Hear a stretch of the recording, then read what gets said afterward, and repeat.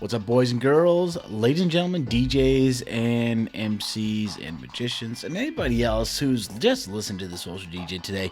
I want to welcome you to the show. Hey, you know what? It is October 20th, 2014.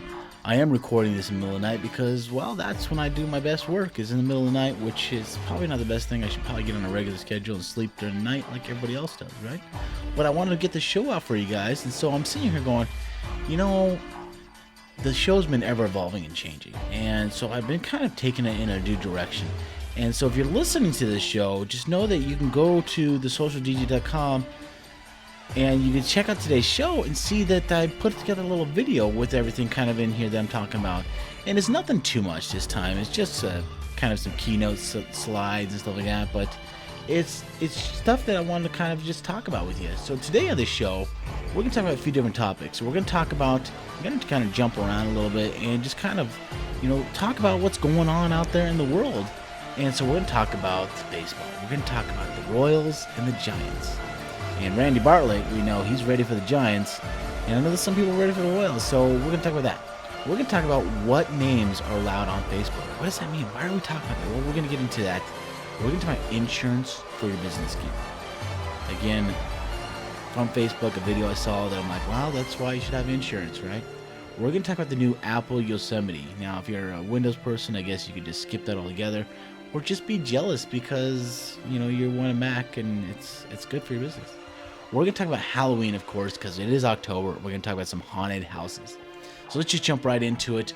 Let's talk about a little bit of baseball, baby. What? Baseball?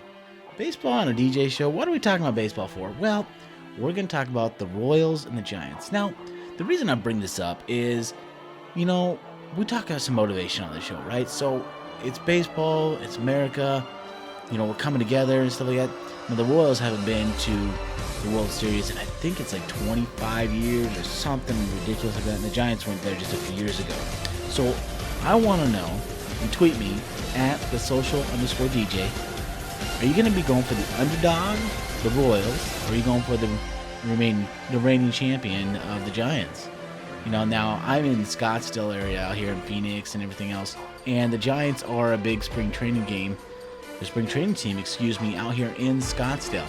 So they get a lot of just people out here and everything else. So I can't remember where the Royals play. I should look that up for you guys, put that in the show notes.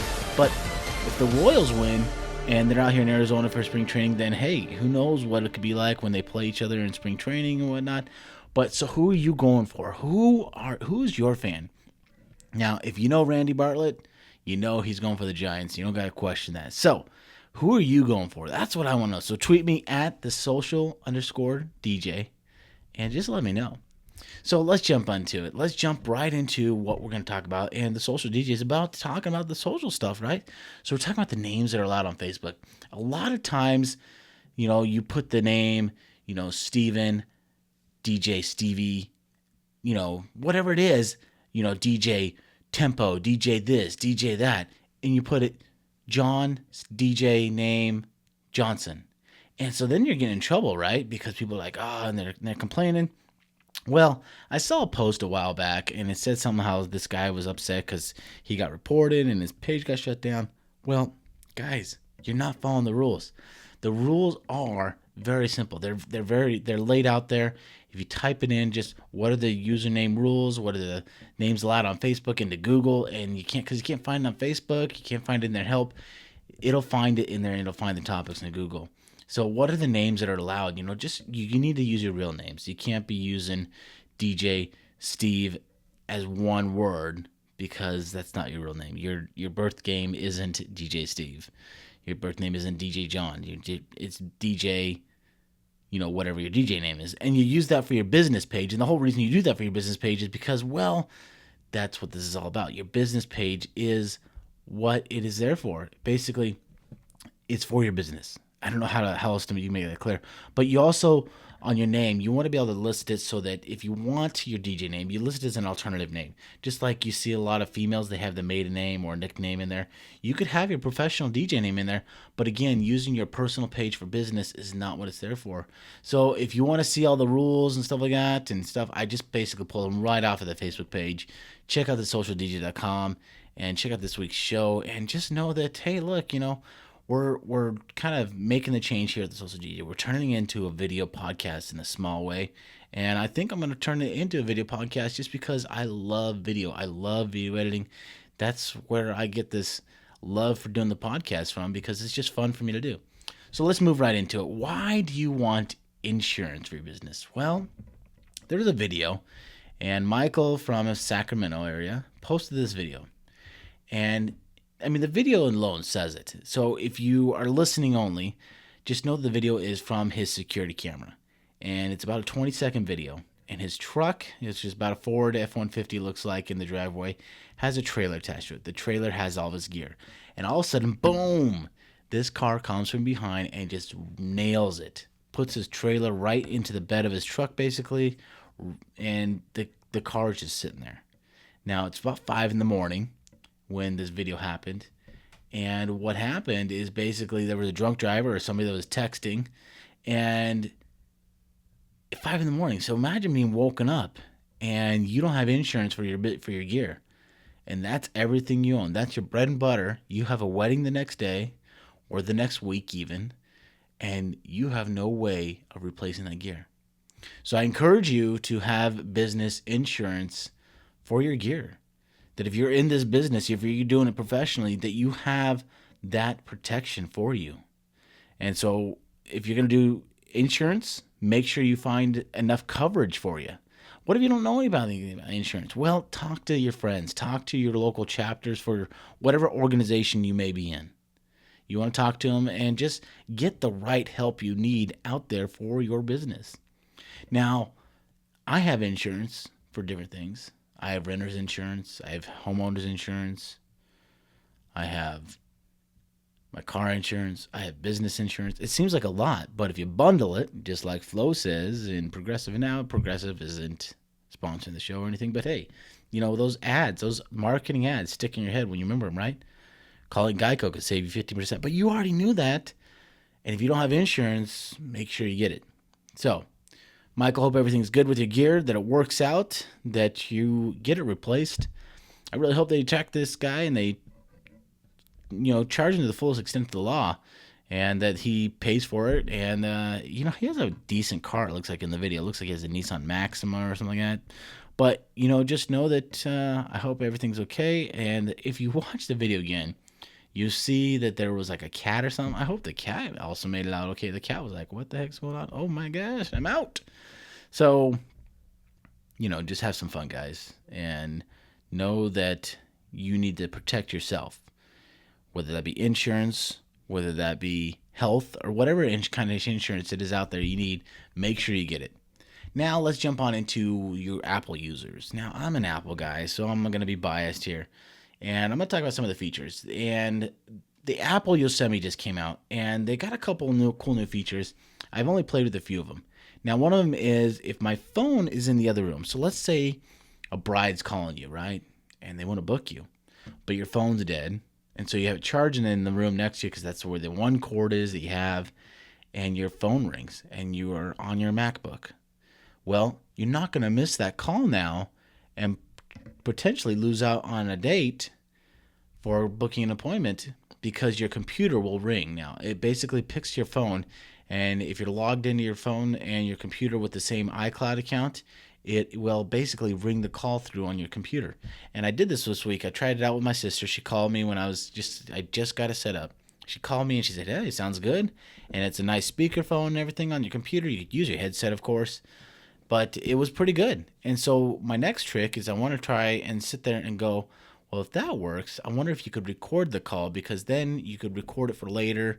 And if you're doing a consult and you're talking about a lot of stuff, then you could be able to remember these notes a lot easier. So then you could do all your calls from your computer, record them, of course, within your accordance with the laws in your area. And of course, if you have to let them know, then go ahead and let them know. But in Arizona, only one party has to know, that party being you, the one recording it. That's why there's so many call centers out here. It's because technically by law, you don't have to say, hey, I'm recording and it's for quality purposes. But some states you are required to tell them and everything else. So just know that if you haven't upgraded to Yosemite, that's a cool feature. Handoff. Now, let's say you're working on a document for that bride and groom. Let's just keep on that. You're working on that client, and you're working on, you got to go book it. You got to go meet with them, right? So you want them to basically, you want to fill in some other information before you have them sign it, and you send it off to the digital program to have them sign it. So this handoff program, you're working on it on your MacBook. You sit there and basically say, boom, send it to here. And you don't have to send it. I think it's just basically synced up. I haven't really played with it. So, again, this is a return report that I'll have to do with you. But it basically picks up right where you left off on your iPad or iPhone. And you just be able to keep editing right there. So you don't have to sit there and worry about it and reload it and try and save it and export it and everything else. It's just there. And that's what they call handoff. Now, it's got a ton of new features that I haven't played with them all. But let me tell you, it is fast. Fast. Let me tell you how fast. When I was on the internet, it just loads pages so much quicker. When I was transferring files from a hard drive to another hard drive, just fast. And I'm like, what has it done? My hardware is no different, but it's helping it run much smoother. So I think it's just fixed out a lot of bugs that they had within the Mavericks. And so now they've got it working better, and the interface and the pictures look better, and it's a lot more colorful. I don't know. I really like it. So let me know what you think. And that's the Apple Yosemite. Now, I want to talk about, speaking of Apple, I want to talk about an app that was in the App Store, and it was called DJ. I think it was DJ or iDJ. I can't remember exactly. It's an app that's been it's been an app on iPad for a few years now. I think it was like $20 at one time. I'm like, I'm not going to buy that. But now it's 99 cents in the App Store. So I'm like, I'll try it out, right? So then I sat there in my bed after I downloaded it when I'm basically going to sleep. And I downloaded it, and I messed around with it for about 2 hours in my bed, or an hour or something like that. It was like 3 o'clock in the morning when I went to bed. And I remember being like 4:30 sometime when I finally put down my phone. I stopped mixing around with it, and this was just on my phone. And I've got a iPhone 5S. I don't even have a big phone, a big screen. So I think you could have a lot of fun with this, because I use Spotify for all my music when I'm just going around town and everything else. And I love it because I can listen to whatever I want, whenever I want. I've got the entire world in my pocket, and I don't have to pay for it other than the $12 a month.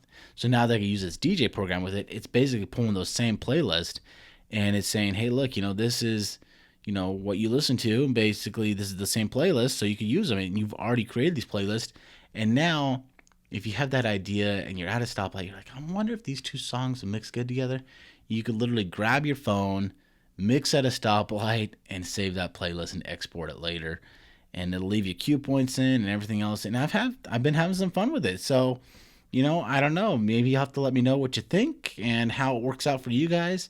What do you guys use digitally? Are you guys using iDJ and Spotify? Are you guys using Virtual DJ? Are you guys using Serato? What are you using for your music? How are you guys in your business using technology to the best to your advantage?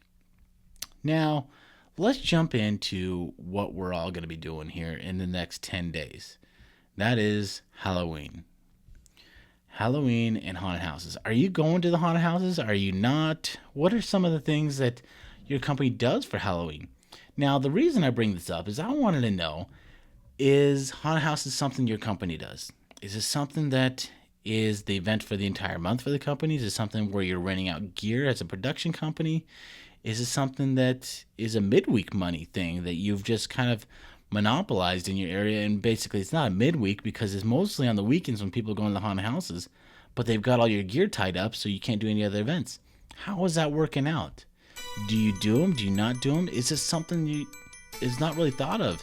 Because if it's not thought of and you could use it because you don't really have any events for the month, then why not? You could rent out your gear and be making money off of it, right? And then you're not even having to do any work. It's set up once. They're charged for the gear for the entire month, and you can charge them every night and say, look, this is what it's going to be. And they're going to make money. They're charging, these haunted houses are not cheap nowadays. I think it's like $35-$40 I've seen some for some of these, and they're 2 haunted houses maybe in these things. It's not like an all-day event.